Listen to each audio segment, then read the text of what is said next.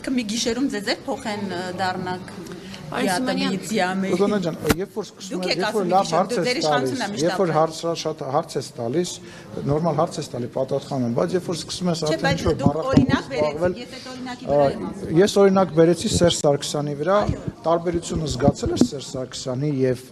Նիկոլ Փաշինյանի, թե չես զգացել, իսկ Ռոբերտ Քոչարյանի եւ Նիկոլ Փաշինյանի տարբերությունը զգացել ես, օրինակ եթե Նիկոլ Փաշինյանը չլեր, ձեզ մեծամասնությունը հիմա ինոագենտ կլինեին, օրինակ 2021 թվականին եթե այլ ընտրություններ, ներողություն, եթե 2021 թվականին ընտրությունները այլ կերպ դասավորվեն, հիմա ձեր մեծ մասին ագենտ կլներ, դու բանտում կլներ կամ ինչ-որ արդ երկրում։ Իսկ կարող եմ, ես էլ բանտում։ Իսկ կարելի է ես իմ կարծիքը։ Իսկ կարող է քո ասուլիսն, արիստեղ ասուլիս դուր, արիստեղ կանգնի, շարունակեք իրան հարցեր տալ։ Շնորհակալություն։